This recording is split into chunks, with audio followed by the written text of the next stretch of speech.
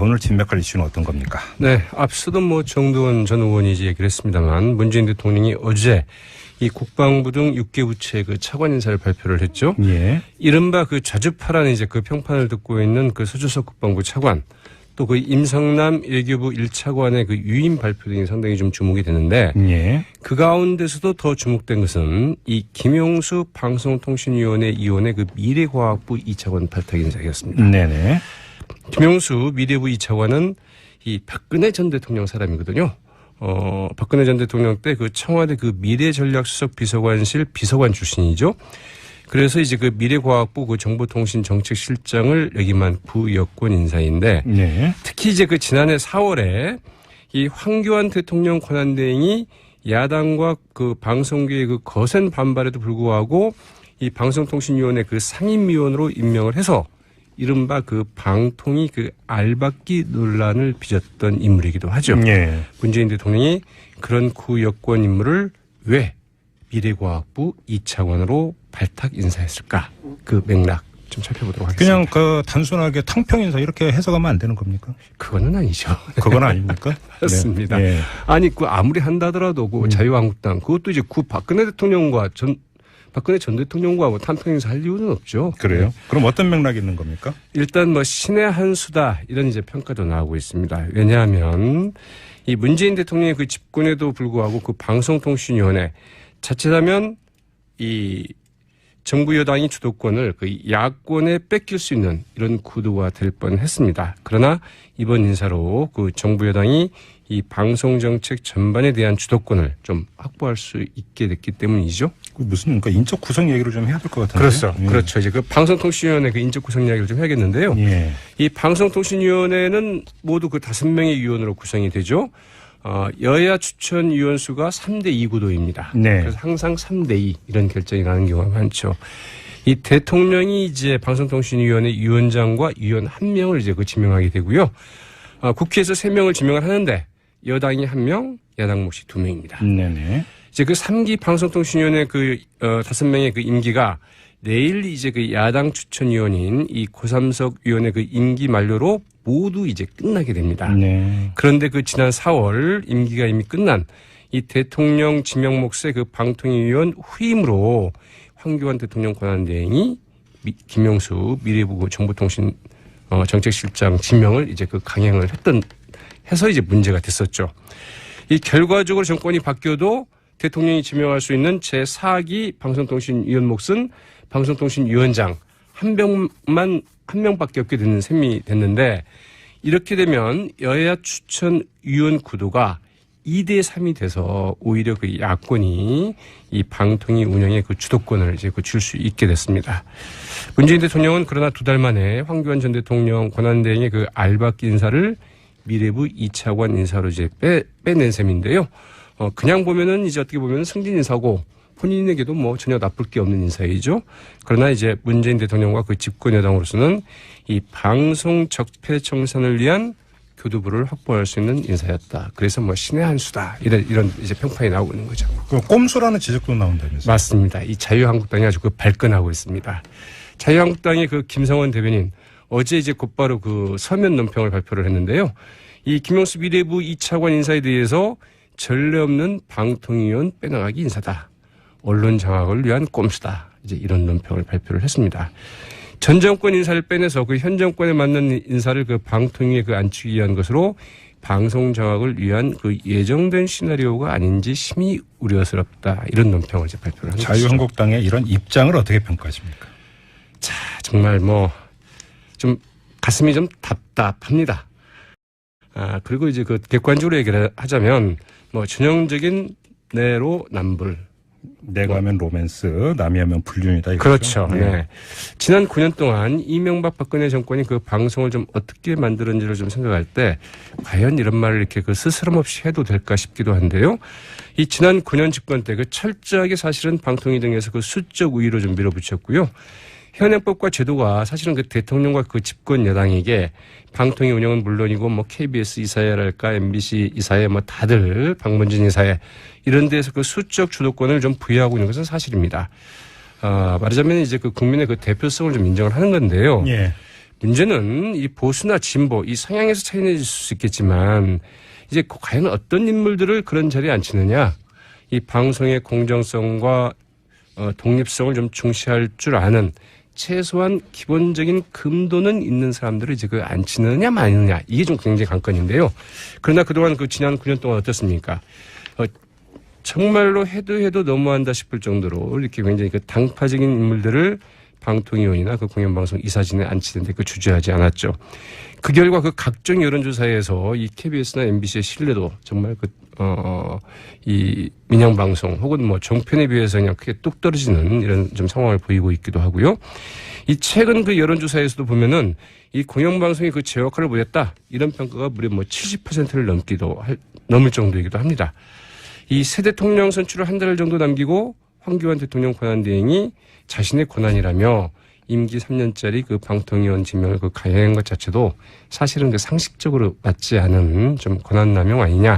뭐 이제 이런 지적도 좀 나오고 있죠. 어렵게 볼 거 없고요. 승진 인사죠. 그러니까 본인이 오케이 한 거죠. 김용수 위원이. 그렇다고 그렇죠. 봐야죠. 맞습니다. 그러니까 평양감사 법칙이란 게 있지 않습니까? 평양감사도 자기 하기 싫으면 못 하는 거고 오케이 하면 하는 거고 네. 뭐 그렇게도 읽을 수 있는 게 아닐까 싶은 개인적인 생각을 해보면서 마무리하겠습니다. 시사평론가 백병규 씨였습니다. 고맙습니다. 네, 고맙습니다. 우선 어제 제가 원래 쓰던 기사의 주제는 이거는 아니었거든요. 아시겠지만 기사의 현재 이 기사의 아랫부분에 있는 거를 원래 썼는데 방통위원들 5분 중에 3석이 공석인 상황이 유지가 돼서 좀 업무에 차질이 빚어지지 않겠냐라는 기사를 다 쓰고 잠시 딴짓을 하고 있었는데 팀장이 갑자기 회의실 문을 열고 들어오시더니 김용수가 미래부 차관으로 갔다. 그러니까 현직 방통위원이 미래부 차관으로 발령이 났다고 해서 그러면 공석이 4석이 돼서 그렇죠. 기사를 다시 쓰면서 주제를 다시 잡게 됐는데요. 김용수 방송통신위원회 상임위원이 미래부 제2차관으로 어제 깜짝 인사 발탁이 됐는데 아마 어제 나온 인사 중에서 가장 화제가 됐던 인사라고 생각이 되고요. 왜냐하면 이분은 박근혜 정부 인사이기도 했고 황교안 대행이 탄핵된 정부 상태에서 무리하게 알박기를 했던 인사였는데 정부 몫으로 그렇죠. 이거를 좀 알박기를 빼내는 과정이 되게 좀 묘하고 되게 좀 놀랍기도 해서 화제가 되고 있는 것 같습니다. 이걸 두고 이제 그 시사인의 고재열 기자가 알박기에 대항해서 알까기를 했다. 이런 표현을 썼는데 그렇죠. 적절하다고 생각을 했고요.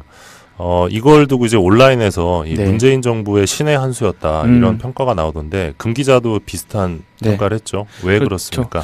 우선 이 사안을 처음 들었을 때 동명이인을 잘못 파악됐던 거 아닌가라는 생각부터 들었고 당연히 박근혜 정부 인사고 굉장히 문제적인 인사였기 때문에 그런 생각을 하고 있었는데 좀 곰곰이 생각해보고 여당 쪽에 취재를 해보니 생각하면 생각할수록 좀 놀라운 인사라는 생각이 들었고요. 이게 어떤 내용이냐면 사실 방송통신위원회는 총 5석의 의석이 있고 정부 여당이 3석, 야당이 2석을 확보하는 구조거든요. 근데 탄핵된 정부에서 하필 탄핵된 정부였을 때 임기가 끝난 위원들이 많아서 황교안 대행이 무리하게 정부 추천 몫을 한 명을 알박기를 했어요. 그분이 바로 김용수 방통위원인데 그렇게 되면 무슨 문제가 벌어지냐면 문재인 정부가 집권을 해도 5석 중에 3석을 가져가는 게 아니라 2석만 가져가고 정부 여당이 그렇죠. 사실 그거를 감안했기 때문에 황교안 대행이 무리하게 알박기를 시도를 했던 거고 방송통신위원회 상임위원은 차관급이긴 하지만 기존 차관과는 다르게 임기가 법으로 보장이 돼 있습니다. 정치적인 위압을 막기 위해서. 따라서 본인이 사임하기 전까지는 대통령도 뽑아낼 수 없는 절대적인 위치이기 때문에 이게 굉장히 좀 골머리가 있었을 걸로 보였는데 그렇다면 문재인 정부는 왜 김용수를 미래부로 보냈을까? 그 취재해보고 생각해본 결과를 보면은 사실 말씀드린 것처럼 빼낼 수 없는 상황에서 이분을 다른 부처로 이동시키면서 여당 몫이 2석으로 준 거를 다시 3석으로 확보를 하려는 전략이었던 것 같아요. 사실 그런 면에서 제가 여당 관계자랑 통화를 해보니 어쨌건 뭐 차관 인사기 때문에 여당이랑은 조율하지 않았고 다만 우리가 판단하건대 방통위의 과반 확보를 하려고 했던 것 같다. 왜냐하면 언론 개혁을 추진하기 위해서는 방통위의 과반 확보가 절실했기 때문으로 보인다라고 얘기를 했었고요. 그 김용수 상임위원 입장에서는 이번 인사가 손해 보는 인사가 아니었던 건가요? 그러면? 그렇죠. 기사에 구체적으로 담지 못하긴 했는데 이게 뭐 일각에 알려지는 걸로는 대통령이 지명만 한 걸로 이해를 하시는 분도 있는데 본인이랑 합의가 없으면 이런 인사가 나올 수가 없거든요. 그런 상황에서 왜 본인이 이 인사를 찬성하게 됐는지 그 맥락을 보면 앞서 말씀드린 것처럼 알박기 인사라는 비판이 있었고 그럼 방통위 임기 3년 내내 그 비판이 따라다닐 수밖에 없을 상황이었고요. 이분이 박근혜 정부가 만들어졌을 때 방통위를 없애고 미래부의 모든 권한을 몰아주자고 했던 분이에요. 그러니까 창조경제의 아이콘이기도 했고 미래창조과학부의 힘을 다 쏟으면서 방통위를 무력화시킨 분이거든요. 그래서 방통위 공무원들이 이분을 굉장히 싫어합니다. 공무원들은 자기 부처의 힘을 뺏어가는 사람을 굉장히 싫어하잖아요. 그렇죠. 그래서 이분이 방통위원으로 임명됐을 때 제가 방통위 출입을 거의 3년째 하고 있는데 처음으로 방통위 노조가 성명을 낸 거를 봤는데 이 사람은 안 된다. 네, 이분은 절대 안 된다라는 내용이었고 그리고 이분이 일을 하는 과정에서 불신임 투표 결과 굉장히 높은 불신임을 받기도 했었고 그래서 이분이 방통위에서 일을 하는 건 이분한테도 만족스럽지는 않았을 거고 외부적으로는 민주당이나 시민단체에서 계속 알박기라는 비판을 해서 정당성이 없을 거고 그러니까 원래 이 사람에게 편안한 그 자기 집 안방 같은 곳은 미래부였던 거예요. 그렇죠. 원래 미래부 있다가 방통위로 2달 가 있던 건데 그때는만 해도 미래부가 없어질 줄 알았잖아요, 모두가. 근데 그렇죠. 문재인 정부가 현실적으로 인수위가 없는 상황에서 조직 개편을 크게 해버리면 그 조직 개편 안에 국회를 통과하지 못하는 상황이거든요, 지금은. 그런 면에서 미래부를 일단 존치시키기로 결정을 하면서 이분한테는 미래부에 가 있는 게 본인에게도 훨씬 더 안전할 거고 본인의 전공이 대부분 통신 전문가예요, 이분이. 그래서 본인에게도 굉장히 만족스러웠던 자리. 그러면 중요한 점이 방통위원은 3년 임기가 보장이 되는데 이분은 임기가 보장이 되나요? 미래부 차관은?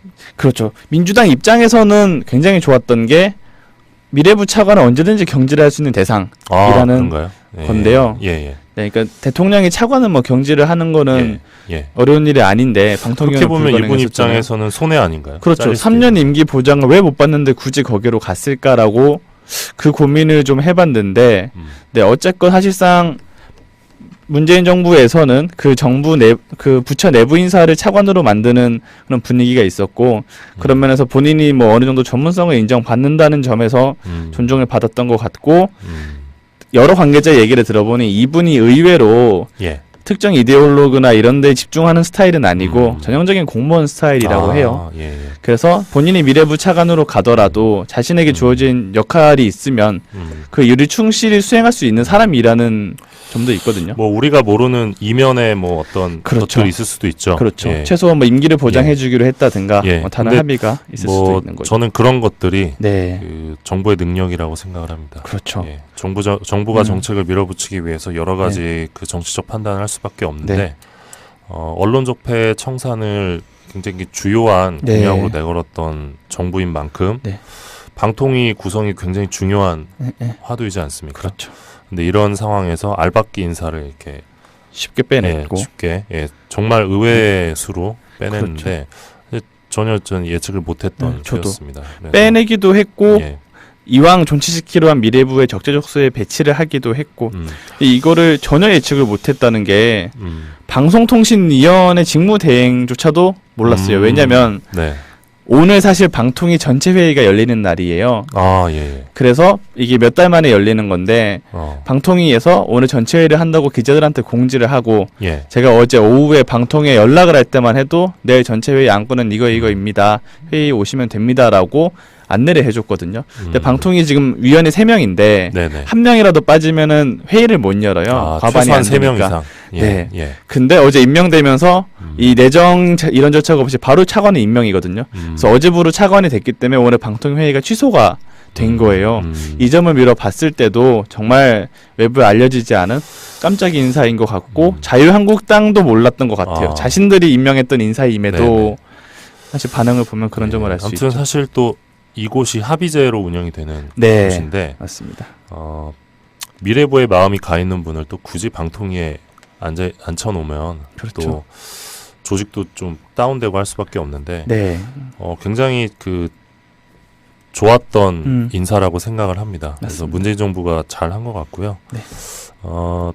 이제 주목되는 게 그래서 네. 이분이 나가면서 지금 방통위원이 한 분밖에 안 계시죠. 5명 중에 그렇죠. 1명 남아 있는 네. 건데 자유한국당 추천 그렇죠. 위원 자유한국당 한분 남아있는 추천의 거죠. 김석진 상임위원 MBC 출신의 이분이 예. 한 분. 그래서 남아있고요. 지금 남아 있는 게 정부 여당 추천 3명 네. 그리고 야당 추천 1명인데 네. 이 야당이 국민의당이 될 가능성이 있죠. 이 사실 예. 이번 정부 들어서기 전에 여야 합의를 한 적이 있어요. 기본적으로 네. 차기 예. 방통위원회 어떻게 하자. 예. 정확히 말씀드리면 민주당이 분당이 되면서 원래 민주당이 이전 정부에서 2석을 추천했었는데 이 후임들은 한 석씩 나눠 갖기로 약속을 했었거든요. 그런 면에서 지금 국민의당이 당연히 추천 절차를 추진했던 건데 근데 다만 변수가 몇 가지 있었던 게 그때만 해도 바른정당이 나오기 없었죠. 전이었어요. 예, 그렇죠. 근데 그랬다는 점에서 바른정당도 교섭단체이기 때문에 추천 권한이 요구를 있거든요. 할 수도 있겠죠. 예. 게다가 김영수 위원회 빠져나간 상태에서 진보 보수로 단순하게 보면 4대1 구도까지 만들어질 수 있는 상황을 자유한국당이 피하려고 할 거고 그러려면 당연히 이 한석에 대해서 국민의당이 가져가면 안 된다라고 해서 판을 엎어버릴 가능성이 충분한 상황인 거죠. 어쨌든 김용수 위원이 있는 한 네. 그 야당 한석 그게 바른정당이든 국민의당이든 네. 이 한 명이 캐스팅 보트를 줄 수밖에 없었는데 그렇죠. 이분을 알박기 위원을 빼내면서 이제 주도권을 갖게 된 거죠. 그렇죠. 정부 민주당이 여당이. 최소 예. 3석을 확보하고 예. 국민의당까지 4석을 확보할 수 있는 예, 상황이죠. 그 이 부분과 관련해서 자유한국당 쪽에서 오늘 이거는 이제 언론 장악을 위한 네. 것이다. 음, 그러면서 뭐 굉장히 비판을 하던데 네. 어떻게 보십니까? 그런 주장에 대해서? 우선은 말씀드린 것처럼 자유한국당이 이 인사를 전혀 예측하지 못해서 굉장히 당황을 한 것 같고요. 그래서 그 자유한국당의 오늘 정우택 대표 권한대행 겸 원내대표가 문재인 정부 방송 장악의 의도를 보여준 거다라고 예. 했고 어제 밤 TV조선 보도에도 박대출 자유한국당 미방위 간사가 예. 같은 말을 했었는데요. 예. 사실 전혀 일리가 없지는 않으면서도 이 발언이 문제인 게 네. 방통위원회 과반을 한 정당이 확보하면 언론 장악이 될 가능성은 있어요. 그거는 이명박 정부 때 이미 최시중 방통위원장이 네. 정부 여당 위원 3명이서 종편을 만든다든가 이 특혜를 만든다든가 하는 점에서 일방적인 면을 보여줬고 네. 그런 점에서 우려가 있는 건 사실인데 합의제이지만 독임제처럼 운영됐다는 그렇죠. 비판이 예, 합의제 기구로 만들어놨지만 5명의 위원회 과반 투표를 해버리면 정부 그렇죠. 여당 마음대로 할 수 있는 구조고 예, 그렇죠. 문재인 정부도 그렇게 일을 할 가능성을 완전히 배제할 수는 없다고 생각은 하지만 네. 일단은 3대2 구도가 원칙인 상황에서 이 판을 깨고 원칙을 먼저 무시했던 건 황교안 대행이기도 했었고 그런 차원에서는 우선 정상화 단계라도 정상화 단계라고 볼 수도 있고 다만 일방적으로 그런 문제가 벌어질 가능성은 있겠지만 이 민주당이 지금 추진하고자 하는 공영방송 문제를 비롯해서 방송 개혁의 방향을 보면 민주당에 유리한 내용이 아니거든요. 민주당의 힘을 이용해서 추진하는 건 맞지만 오히려 지금보다 지금 자신의 정당이 KBS와 MBC 이사회에서 과반을 확보할 수 있는 거를 그걸 무너뜨려주는 그런 내용을 추진하고 있기 때문에 어느 정도 칼자루는 수단적인 문제는 있더라도 근데 언론장악방지법의 경우는 7대 6이니까 네. 뭐 과반 이상 갖는 거 그렇죠. 아닙니까 여당이? 다만 지금처럼 뭐 7대 4, 6대 3처럼 일방적인 구도는 아니기도 하고 사장 선임 과정에서는 특별다수제를 적용을 해서 3분의 2 이상 동일해서 지금처럼 일방적인 행정은 안 하겠다는 거잖아요. 그런 면에서는 좀 진정성을 지켜볼 필요가 있고 물론 이 정당이 이 칼자루를 쥐고 오남용을 하게 되면 네. 근데 그거 나름대로 저희가 비판을 해야 되겠죠. 네. 저는 자유한국당의 프레임이 네. 애초부터 잘못됐다는 생각이 드는데 자유한국당에서 이제 방송장악 의도가 있다. 네. 전혀 사실이 아닙니다. 그러니까 문재인 정부 공약을 보면 방송장악이 아니라 이제 방송 정상화 그렇죠. 공약인 거죠. 그러니까 방송 정상화라 하면 그 당연하게도 이제 내부에서 이제 제작 자율성이 보장이 되고 네.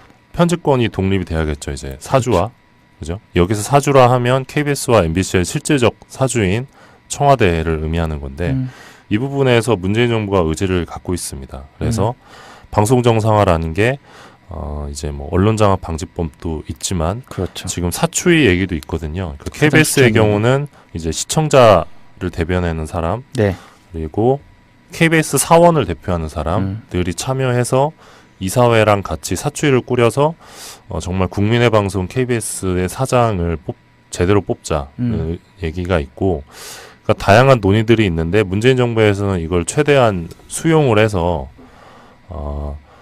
뭐랄까 이제 정권의 입맛에 따라 사장이 내려가는 그런 이명박 그렇죠. 박근혜식 낙하산 사장이 아닌 제대로 공영방송을 이제 운영할 수 있는 그런 사장을 뽑겠다는 입장이고, 지금까지 저희가 봤을 때 그 의지는 변함이 없는 것 같아요. 맞습니다. 그리고 내부에 있는 방송사 이제 KBS, MBC, 뭐 YTN까지 그런 구성원들도 문재인 정부에서 아직까지 그런 움직임은 전혀 없다라는 그렇죠. 이야기를 하는데, 이거는 방송 장악이 아니라 방송 정상화입니다.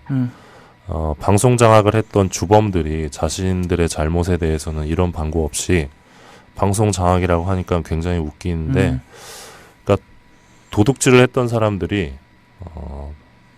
제가 자신의 도둑질은 이제 사죄하지 않으면서 그렇죠. 그죠? 본인들이 그렇게 했으니 예. 이런 말이 나오는 거 아니겠습니까? 네. 그리고 이게 뭐 논란의 여지는 있을 수 있으나 저는 이게 언론 운동 진영에서 이걸 부역자 청산이라는 표현을 쓰는데, 네. 정말 부역자 청산이라는 표현을 쓸 만큼 언론계 특히 이제 공영방송이 많이 황폐화가 됐습니다. 그러니까 과거 프랑스에서 이제 나치 부역자들을 네. 이제 처벌하듯이, 그러니까 가차없이 처벌을 했잖아요. 네네. 좀 비슷한 맥락으로 볼 수 있을 것 같아요. 근데 그거는 언론 장악이 아니라 언론 정상화입니다. 그렇죠. 이거는 이제 청와대의 몇몇 사람들이 원하는 것이 아니라 그 방송사에 있는 그 절대 다수의 구성원들이 원하는 방향입니다. 이거는 장악이 아니죠. 네. 그래서 그 말씀을 좀 드리고 싶고, 지금 많은 분들이 이제 방통위가 그러면 어떻게 앞으로 운영이 될 것인지 많이 궁금해하실 것 같은데, 네. 일단 방통위원장 포함해서 방통위원들은 네. 뭐 이제 4분이 지금 공석인데 언제쯤 다 인선이 완료될 것 같은가요? 방통위원 같은 경우에는 추천권은 각 정당에 있는데 네. 국회에서 의결이 돼야 되거든요. 예. 그럼 국회가 열려야 예. 돼요. 그러면은 올해 정기국회 6월에 보면 6월 말쯤 아마 예상이 될 것 같은데요. 방통위원장의 경우, 네. 예. 변수가 있는 게 방통위원과 방통위원장을 그때 다 추진한다고 해도 인사 문제는 어떻게 될지 모르거든요. 예상치 못한 결격 사유가 있다거나 네. 아니면은 인사 검증 과정에서 문제가 불거질 수 있어서 방통위원장은 청문회를 하죠. 네. 예. 장관급이기 때문에 청문회를 열어야 되고 예, 그래서 예. 방통위원장의 예. 경우에는 네. 낙마 가능성도 있고 음. 그러면 장기화가 될 수 있고 방통위원도 비슷한 게 고삼석 지금 방통위원이 오늘까지 내일까지 임기긴 한데 네. 이분도 경력 논란 같은 게 불거져서 임명이 3개월 늦어졌거든요. 아, 예, 예. 근데 그런 논란이 지금 여당과 야당에도 불거지지 말란 법은 없어서 빠르면 6월 말 정상화가 되고 늦으면 7, 8월까지도 걸릴 수 있을 것 같습니다. 알겠습니다. 그 지금 금준경 기자가 네. 그 방통위 취재를 좀 오래 해왔는데 방통위원장 후보로 지금 거론되는 분을 한 분 알고 계시죠? 네네. 저희가 이분의 성함을 말씀드릴 수는 없는데 네. 굉장히 만약에 실현이 된다면 네. 파격적이라고도 그렇죠. 할 수 있겠죠. 예. 최종 후보 9에 포함된 걸로 알려져서 저희가 일단은 추측하는 분이 한 분 네. 있는데 예.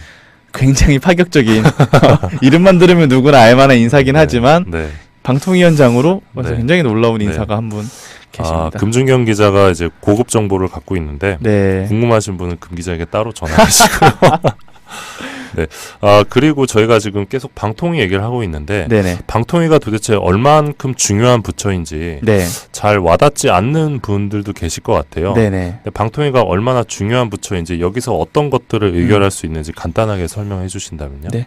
예. 핵심적인 업무는 방송 인허가 업무라고 할 수 있어요. 종편을 날려버릴 수 있죠. 그렇죠. 그래서 지상파와 보도 채널, 종합 편성 채널 이 핵심적인 방송사들은 영구적으로 사업권을 갖고 있는 게 아니거든요. 네. 방송통신위원회가 네. 3년에서 5년 주기로 재심사를 거쳐서 만약에 불합격 판정을 내리면 이 네. 방송사의 사업권 자체가 박탈이 되는 거고. MBC도 날릴 수 있나요? 그렇죠. 그래서 올해 초에는 네. TV조선이 논란이었잖아요. 저희가 그때 보도에서 점수가 나온 미달이었죠. 문제긴 한데 네. 다만 뭐 결과적으로 통과를 시켜주긴 했지만 TV조선도 정말 굉장히 긴급했던 상황이었던 건 맞았고 네네. MBC는 지금 오는 10월 재허가를 앞두고 있어요.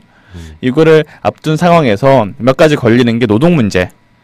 지난번 MBC 허가 때 야당 의원들이 요구해서 넣었던 게 노동 문제 개선을 조건으로 넣었는데 개선이 전혀 안 되고 있는 상황이 있고 노조를 탄압하거나 직원들을 탄압하는 이들이 워낙 많다 보니 네. 이게 핵심적으로 걸릴 수 있을 것 같고 보도 신뢰도 공정성 문제도 마찬가지로 급 추락을 했기 때문에 네. 이런 문제에서 걸리면 재허가 위기까지 맞을 수 있을 것 같고 통과를 한다고 해도 잠시만 레드 의원님께서 최민희라고 쓰셨는데 아마 최민희 전 의원을 쓰신 것 같아요. 네. 최민희 전 의원은 자격이 안 됩니다. 네, 그렇죠. 예. 굉장히 유력한 후보로 언급이 되고 있었는데 방송통신업계에서 3년 그 국회의원 그렇죠. 국회의원 임기 후에 3년이 지나야 네네. 돼요. 예. 네, 최민희 의원은 19대 의원이기 때문에 1년밖에 안 지나서 결격사 이후에 해당이 된다고. 법상 결격사가 있으셔서 어렵습니다. 네네. 그리고 또 하나 이제 방통의 주요한 부분 중에 하나가 네네. 바로 이 통신 쪽인데 그렇죠. 일단 그 통신 쪽이 왔다 갔다 하는 돈이 엄청나죠. 맞습니다. 네. 그러면 방통위는 이 부분에서 이제 통신과 관련해서는 어떤 정책 결정들을 하고 있는 건가요? 다들 아실 거예요. 단통법 관련해서 요금제. 그렇죠. 기본적으로 요금제를 두고 이건 미래부와 공통 업무긴 한데 통신사의 불법 행위를 감독하고 단속하고 시정명령, 과태료, 과징금을 부과할 수 있는 권한이 있거든요. 그래서 통신사가 이 방통위의 눈치를 볼 수밖에 없는 구조죠. 요즘 돈은 다 지금 통신사로 들어가잖아요. 그렇죠. 단통법 이후에도 그렇고 자연적으로 3사 독점 체제이기 때문에 이 3사 대기업에게 이익이 쌓이는 구조가 지금 이어지고 있고 문재인 정부가 뭐 다 가계통신비 인하를 공약으로 내세웠던 만큼 이것도 좀 개선이 이루어지겠죠. 그것뿐만 아니라 뭐 이제 IPTV 그렇죠. 그 플랫폼 맞아요. 관련해 가지고 이제 그 지상파랑 IPTV랑 갈등도 좀 있고 맞습니다. 또 케이블 TV랑 IPTV랑 갈등도 있고 또 이제 뭐 그러니까 재송신 부분도 있고 또 이제 CPS 관련된 부분도 방통위가 조정하는 부분이고 정책적인 판단들은 다 하죠. 그리고 이제 무엇보다 제일 중요한 거 이제 공영방송을 관리 감독하는 곳이다 보니까 공영방송에 갖는 영향력에 맞게끔 이제 규제를 하고 견제를 할 수 있는 곳이죠. 근데 지금까지 방통위는 거의 그 역할을 하지 못했기 때문에 이명박 박근혜 정부에서는 그래서 그 역할을 지금 많이 기대하고 있습니다. 오늘 진맥할 이슈는 어떤 겁니까? 네, 앞서도 뭐 정두원 전 의원이 이제 얘기를 했습니다만 문재인 대통령이 어제 이 국방부 등 6개 부처의 그 차관 인사를 발표를 했죠. 이른바 그 좌주파라는 이제 그 평판을 듣고 있는 그 서주석 국방부 차관 또 그 임성남 외교부 1차관의 그 유임 발표 등이 상당히 좀 주목이 되는데 그 가운데서도 더 주목된 것은 이 김용수 방송통신위원회 위원의 그 미래과학부 2차관 발탁 인사였습니다. 네네. 김용수 미래부 2차관은 이 박근혜 전 대통령 사람이거든요. 박근혜 전 대통령 때 그 청와대 그 미래전략수석 비서관실 비서관 출신이죠. 그래서 이제 그 미래과학부 그 정보통신정책실장을 역임한 부여권 인사인데 특히 이제 그 지난해 4월에 이 황교안 대통령 권한대행이 야당과 그 방송계의 그 거센 반발에도 불구하고 이 방송통신위원회 그 상임위원으로 임명을 해서 이른바 그 방통위 그 알박기 논란을 빚었던 인물이기도 하죠. 문재인 대통령이 그런 구여권 인물을 왜 미래과학부 2차관으로 발탁 인사했을까? 그 맥락 좀 살펴보도록 하겠습니다. 그냥 그 단순하게 탕평 인사 이렇게 해석하면 안 되는 겁니까? 그거는 아니죠. 그건 아닙니까? 맞습니다. 아니 그 아무리 한다더라도 그 자유한국당 그것도 이제 박근혜 대통령과 박근혜 전 대통령과 뭐 탕평 인사 할 이유는 없죠. 그래요? 그럼 어떤 맥락이 있는 겁니까? 일단 뭐 신의 한 수다 이런 이제 평가도 나오고 있습니다. 왜냐하면 이 문재인 대통령의 그 집권에도 불구하고 그 방송통신위원회 자칫하면 이 정부 여당이 주도권을 그 야권에 뺏길 수 있는 이런 구도가 될 뻔했습니다. 그러나 이번 인사로 그 정부 여당이 이 방송 정책 전반에 대한 주도권을 좀 확보할 수 있게 됐기 때문이죠. 무슨 그러니까 인적 구성 얘기를 좀 해야 될 것 같은데. 그렇죠. 예. 그렇죠. 이제 그 방송통신위원회 그 인적 구성 이야기를 좀 해야겠는데요. 예. 이 방송통신위원회는 모두 그 5명의 위원으로 구성이 되죠. 여야 추천 위원 수가 3대2 구도입니다. 네. 그래서 항상 3대2 이런 결정이 나는 경우가 많죠. 이 대통령이 이제 방송통신위원회 위원장과 위원 1명을 이제 그 지명하게 되고요. 국회에서 3명을 지명을 하는데 여당이 1명, 야당 몫이 2명입니다. 네네. 이제 그 3기 방송통신위원회 그 5명의 그 임기가 내일 이제 그 야당 추천위원인 이 고삼석 위원의 그 임기 만료로 모두 이제 끝나게 됩니다. 네. 그런데 그 지난 4월 임기가 이미 끝난 이 대통령 지명 몫의 그 방통위원 후임으로 황교안 대통령 권한대행이 김영수 미래부 정보통신 정책실장 지명을 이제 그 강행을 해서 이제 문제가 됐었죠. 이 결과적으로 정권이 바뀌어도 대통령이 지명할 수 있는 제4기 방송통신위원 몫은 방송통신위원장 한 명밖에 없게 되는 셈이 됐는데 이렇게 되면 여야 추천위원 구도가 2대3이 돼서 오히려 그 야권이 이 방통위 운영의 그 주도권을 이제 그 줄 수 있게 됐습니다. 문재인 대통령은 그러나 2달 만에 황교안 전 대통령 권한대행의 그 알박기 인사를 미래부 2차관 인사로 이제 빼낸 셈인데요. 그냥 보면은 이제 어떻게 보면 승진 인사고 본인에게도 뭐 전혀 나쁠 게 없는 인사이죠. 그러나 이제 문재인 대통령과 그 집권 여당으로서는 이 방송 적폐 청산을 위한 교두부를 확보할 수 있는 인사였다. 그래서 뭐 신의 한 수다. 이런 이제 평판이 나오고 있는 거죠. 그 꼼수라는 지적도 나온다면서요? 맞습니다. 이 자유한국당이 아주 그 발끈하고 있습니다. 자유한국당의 그 김성원 대변인 어제 이제 곧바로 그 서면 논평을 발표를 했는데요. 이 김영수 미래부 2차관 인사에 대해서 전례 없는 방통위원 빼나가기 인사다. 언론 장악을 위한 꼼수다. 이제 이런 논평을 발표를 했습니다. 전 정권 인사를 빼내서 그 현 정권에 맞는 인사를 그 방통위에 그 앉히기 위한 것으로 방송 장악을 위한 그 예정된 시나리오가 아닌지 심히 우려스럽다. 이런 논평을 이제 발표를 한 것이죠. 자유한국당의 이런 입장을 어떻게 평가하십니까?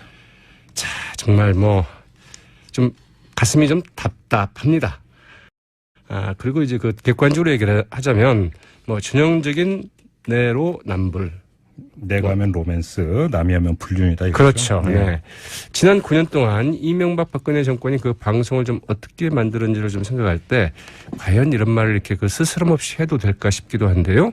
이 지난 9년 집권 때 그 철저하게 사실은 방통위 등에서 그 수적 우위로 좀 밀어붙였고요.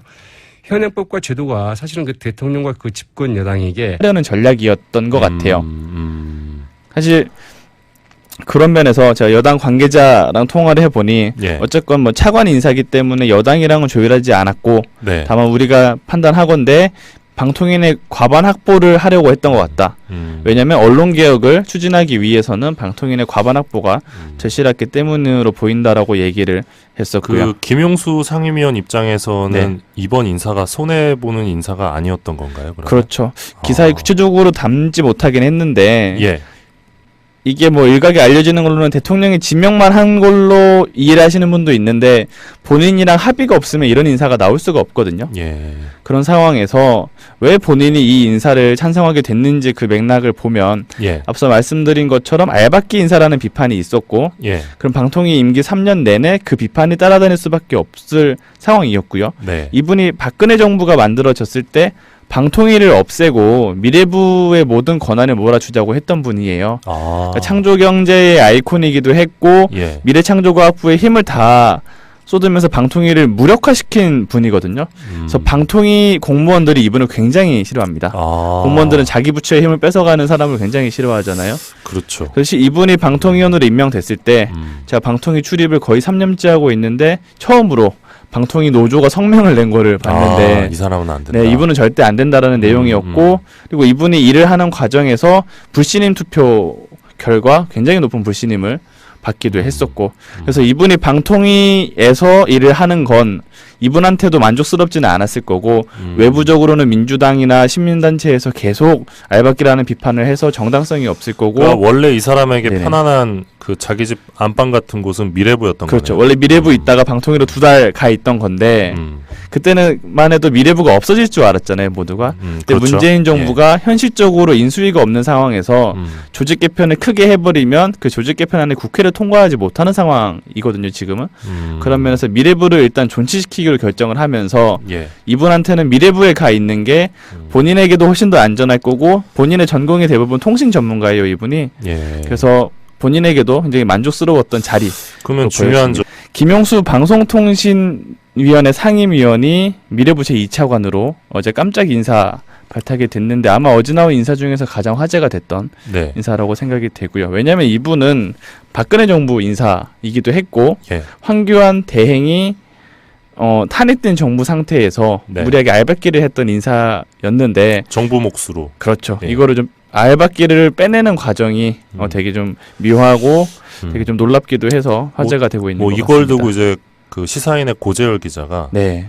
알박기에 대항해서 알까기를 했다. 이런 표현을 썼는데 그렇죠. 적절하다고 생각을 했고요. 이걸 두고 이제 온라인에서 이 네. 문재인 정부의 신의 한 수였다 이런 평가가 나오던데 금 기자도 비슷한 네. 평가를 했죠. 왜 그렇죠. 그렇습니까? 우선 이 사안을 처음 들었을 때 동명이인을 잘못 파악됐던 거 아닌가라는 생각부터 들었고 당연히 박근혜 정부 인사고 네. 굉장히 문제적인 인사였기 때문에 예. 그런 생각을 하고 있었는데 좀 곰곰이 생각해보고 여당 쪽에 취재를 해보니 예. 생각하면 생각할수록 좀 놀라운 인사라는 생각이 들었고요. 이게 어떤 내용이냐면 사실 방송통신위원회는 총 5석의 의석이 있고 예. 정부 여당이 3석, 야당이 2석을 확보하는 구조거든요. 예. 근데 탄핵된 정부에서 하필 탄핵된 정부였을 때 임기가 끝난 위원들이 많아서 예. 황교안 대행이 무리하게 정부 추천 몫을 한 명을 알박기를 했어요. 예. 그분이 바로 김용수 방통위원인데 예. 그렇게 되면 무슨 문제가 벌어지냐면 문재인 정부가 집권을 해도 예. 5석 중에 3석을 가져가는 게 아니라 2석만 가져가고 정부 여당이 그렇죠. 네. 사실 그거를 감안했기 때문에 황교안 대행이 무리하게 알박기를 시도를 했던 거고 네. 방송통신위원회 상임위원은 차관급이긴 하지만 기존 차관과는 다르게 임기가 법으로 보장이 돼 있습니다. 아. 정치적인 위압을 막기 위해서. 예. 따라서 본인이 사임하기 전까지는 대통령도 뽑아낼 수 없는 절대적인 위치이기 때문에 예. 이게 굉장히 좀 골머리가 있었을 걸로 보였는데 그렇다면 예. 문재인 정부는 왜 김용수를 미래부로 보냈을까? 예. 그 취재해보고 생각해본 결과를 보면은 사실 말씀드린 것처럼 빼낼 수 없는 상황에서 이분을 다른 부처로 이동시키면서 여당 몫이 2석으로 준 거를 다시 3석으로 확보를 방통위 운영은 물론이고 뭐 KBS 이사회랄까 MBC 이사회 뭐 다들 방문진 이사회 이런 데서 그 수적 주도권을 좀 부여하고 있는 것은 사실입니다. 말하자면 이제 그 국민의 그 대표성을 좀 인정을 하는 건데요. 예. 문제는 이 보수나 진보 이 성향에서 차이는 있을 수 있겠지만 이제 과연 어떤 인물들을 그런 자리에 앉히느냐 이 방송의 공정성과 독립성을 좀 중시할 줄 아는 최소한 기본적인 금도는 있는 사람들을 이제 그 앉히느냐 마느냐 이게 좀 굉장히 관건인데요. 그러나 그동안 그 지난 9년 동안 어떻습니까? 정말로 해도 너무한다 싶을 정도로 이렇게 굉장히 그 당파적인 인물들을 방통위원이나 그 공영방송 이사진에 앉히는데 그 주저하지 않았죠. 그 결과 그 각종 여론조사에서 이 KBS나 MBC의 신뢰도 정말 이 민영방송 혹은 뭐 종편에 비해서 그냥 크게 뚝 떨어지는 이런 좀 상황을 보이고 있기도 하고요. 이 최근 그 여론조사에서도 보면은 이 공영방송이 그 제 역할을 못했다 이런 평가가 무려 뭐 70%를 넘을 정도이기도 합니다. 이 새 대통령 선출을 한 달 정도 남기고 황교안 대통령 권한대행이 자신의 권한이라며 임기 3년짜리 그 방통위원 지명을 그 가해한 것 자체도 사실은 그 상식적으로 맞지 않은 좀 권한남용 아니냐. 뭐 이제 이런 지적도 좀 나오고 있죠. 어렵게 볼 거 없고요. 승진 인사죠. 그러니까 본인이 오케이 한 거죠. 김용수 위원이. 그렇다고 그렇죠. 봐야죠. 맞습니다. 그러니까 평양감사 법칙이라는 게 있지 않습니까?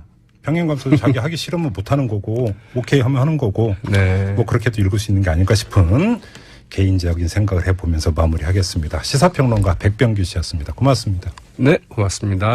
우선 어제 제가 원래 쓰던 기사의 주제는 이거는 아니었거든요. 아시겠지만 기사의 현재 이 기사의 아랫부분에 있는 거를 원래 썼는데 방통위원들 5분 중에 3석이 공석인 상황이 유지가 돼서 좀 업무에 차질이 빚어지지 않겠냐라는 기사를 다 쓰고 잠시 딴짓을 하고 있었는데 팀장이 갑자기 회의실 문을 열고 들어오시더니 김용수가 미래부 차관으로 갔다. 그러니까 현직 방통위원이 미래부 차관으로 발령이 났다고 해서 그러면 공석이 4석이 돼서 그렇죠. 기사를 다시 쓰면서 주제를 다시 잡게 됐는데요.